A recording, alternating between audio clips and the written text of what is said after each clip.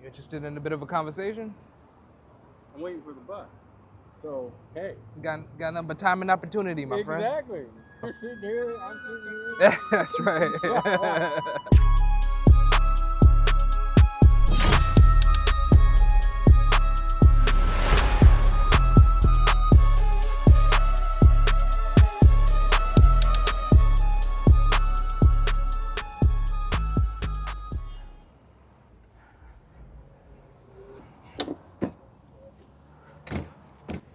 Come on.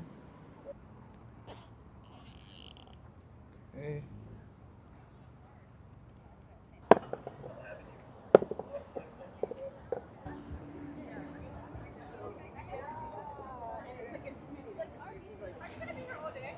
Nah, just a couple hours. Only a couple hours? That's right.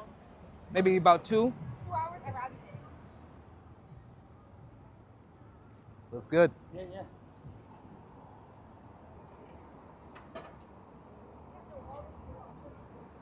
Hello, good afternoon. You interested in a bit of a conversation? I'm waiting for the bus. So, hey. Got nothing but time and opportunity, my friend. Exactly. You're sitting here, I'm sitting here. That's right. We can talk. I have a YouTube channel. You do? I do. So I offer these conversations to be on the record or off the record. I'm more than happy Anyway, well, it doesn't really matter. You find Not with me that getting important. some content? Yeah. I have yeah. my nephew's over there recording. Well, as soon as this truck goes by, you'll see him sitting next to the camera. All right. But I'm just gonna put this on you here, and we'll have a quick chat. All right, let's have a quick chat. Let's Yeah, do it. man. All right, I'll just YouTube, huh? That's right. That's yeah, right. That's where I get all my podcasts. Yep. Yeah. This is kind of like a podcast vibe, street interview meets podcast kind of thing, right? Oh, really? I just sit out and have an empty stool and give people the chance to tell me what's on their mind. That's it. Oh, okay. So what's on your mind? First of all, my name is Isaiah. My friends Okay. call me Villy. Okay. So my YouTube channel is called The Village with Villy Wright. Okay. So I'm Villy, like Billy, but with a V. Call me Okay. Vil for short. Vil. Okay. And your name? Vil. Cecil. My name is Cecil. Cecil, pleasure to meet Yeah. you. All right. So what's on your mind, Cecil? Well, there are a couple of things on my mind on a social sense. I mean, I watch a lot of, YouTube channels, and I don't pay as much attention politically as I used to. Sure. It's been a few years, but I think some things are starting to really upset me. Okay. I think we have, a great country. We're doing fantastic. We're doing better than most other countries that I know that I've been to. Okay. I've been to the Philippines. I see how bad that can be. I've been to Gambia. I can see how hard it can be. Actually, the other way around, or however you might look at it. We have the highest unemployment rate of most countries. Most of us are working that want to work, and most of us have benefits that we don't realize they're worth having. I'm a veteran. I've served, in the Navy, and Thank you for your service. You're welcome. Absolutely. And I'm 66 years old. I have, Social Security right now, and I'm taking care of myself. I've got 10% disability on the VA. I don't make a whole lot of money, but my rent is covered. I have food in my house, and I'm not starving. I'm not really starving for anything. And this is really the first time I've had an opportunity to go back to school. Wow. Wow. You're currently in school? Yeah. That's amazing. Yeah. What are you in school for? Yeah.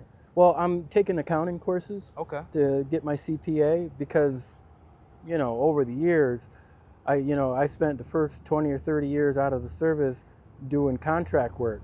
So I was a contractor, painting, enjoying the freedom, not really thinking about finance and all that kind of stuff. I didn't really start working until I was in my 40s. Wow. And I moved to Seattle. I was in Seattle for quite a while, 20 years.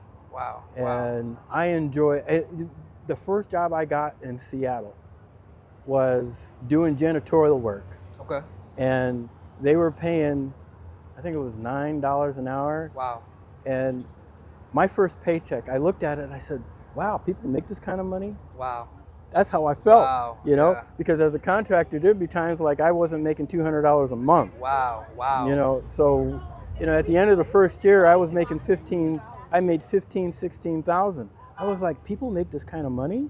Wow. Really? Because I had no idea. Right. You know, Right. I was like totally oblivious. I was just enjoying, Yeah. you know, living from day to day. Wow. Got a contract, got some money, paid off, you know, my people that, you know, worked Sure. with me and all that kind of stuff. I was like, wow, people actually make this kind of money. Yeah. Several years. Got something stuck to you there. There you go. Oh, okay. Hey. Yeah. Sorry about that. We're outside. Yeah. So it's okay. So certain years. Yeah. So, you know, a lot of years later, 2013, 2014, I think it was in 2013, the IRS called me and said, you owe like $50,000 in taxes. Oh. For, you know, your own business. I said, I'd never had $50,000. I mean, where did you come up with that money? And he says, well, you know, you never filed for taxes, and so we just assume that you made this kind of money because you're that kind of contractor. Wow. I was like, seriously? Off of an assumption. Yeah, off an assumption.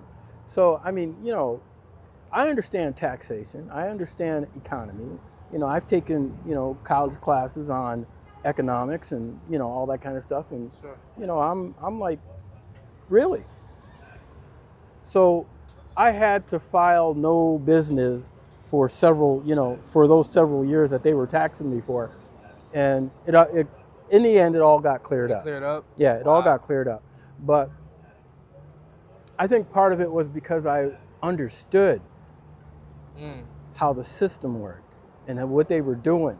Instead of just accepting that debt and paying it, right? you were Yeah. able to look further into it. Yeah. Look further into it because I didn't have that kind of money. I mean, I still wasn't making that kind of money. Right. You know, and I was working full time. I think what bothers me today is that we look at things and we don't really understand what's really going on, and then a lot of people have looked at it and said, well, it's the government's fault. When I look at it and I say, well, this is a corporate investors relationship situation. Corporations always have to make more money every year. They got to figure out how to do that so that the investors can make more money every year. Because if everything stayed the same, if you're an investor and nothing ever changed, you couldn't make any money. Right. So when you have situations like, you know, COVID-19 and business shuts down, well, this is a bad investment. This is not good for investors. Exactly. All right. But on the other hand, when the question is, whose fault is this? It's nobody's fault. Right. We just need to take care of what we need to take care of. And our system was in place to do that. It was in place to do that, but it wasn't in place to take care of investors. So they won out. And I kind of felt like they manipulated things.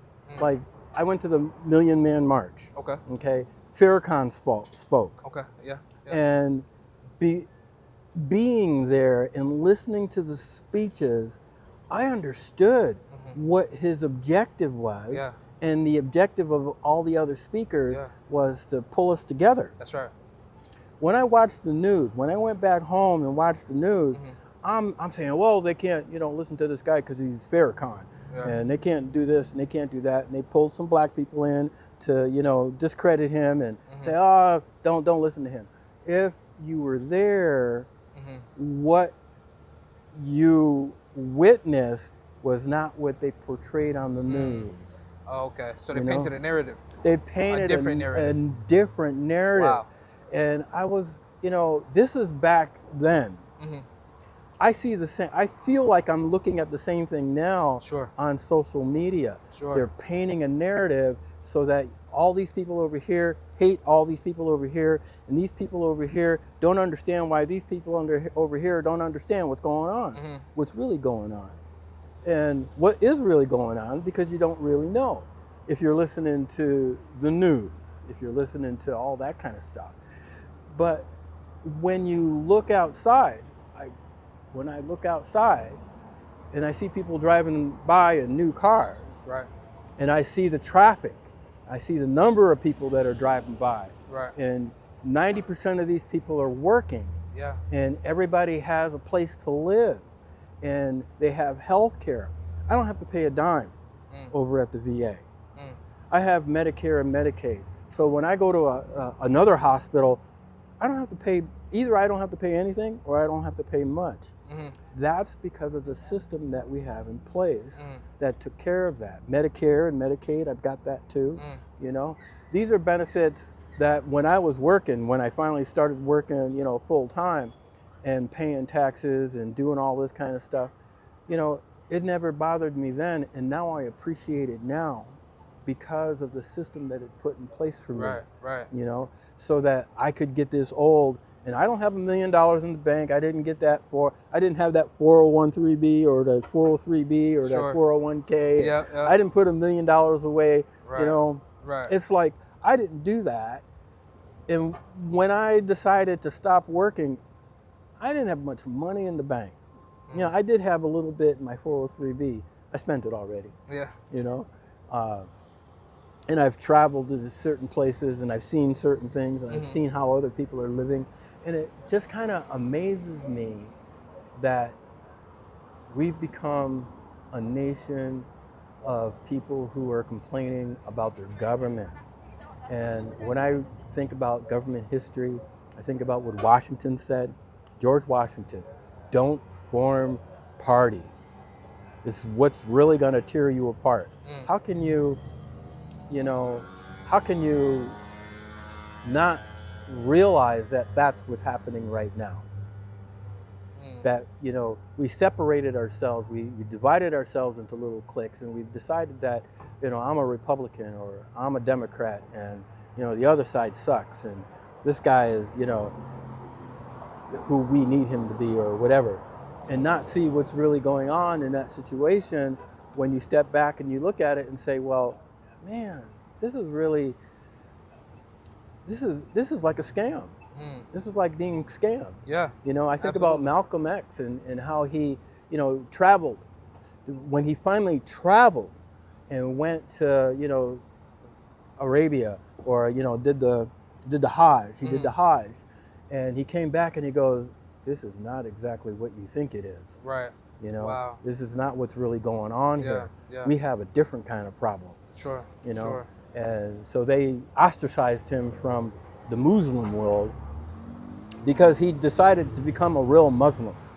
You know, and I was like, isn't that what we're going through now? Yeah. Getting the wool pulled over our eyes and being yep. manipulated, just like the way they manipulated us when we were, you know, before slavery.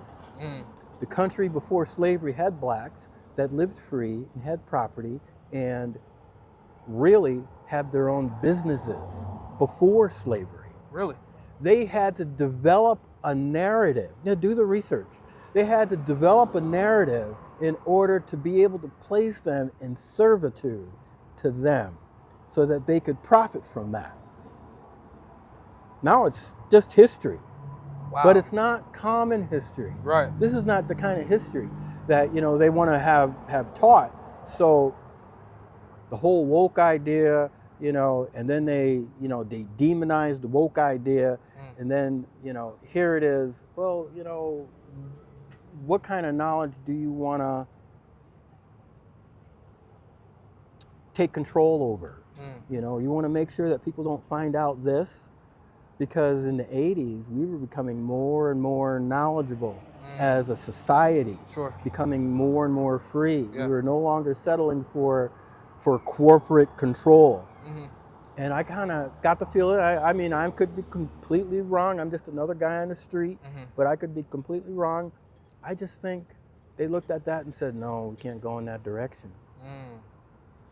We can't let that happen. And that's when they kicked up like the propaganda and painting different narratives a little more, you think? I think so. You know, and as we got out of the 90s into 2000, 2004, 2005, Well, if you think about it, around then, that was, really like, right, the television was getting more popular, and Yeah. like, just, media in general was Yeah. developing in different ways with the involvement of technology, right? Yeah. And then the 90s, and then bringing in social media. So it makes sense, I think, what you're saying.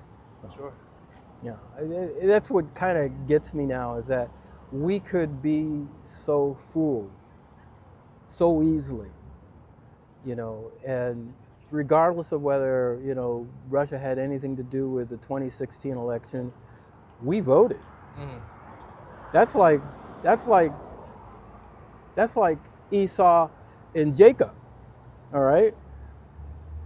Jacob decides that he's going to do something, or his mother basically decides that she wants him to do this thing, and he ends up taking his brother's blessing away, and his brother gets upset at him, but both of them did okay.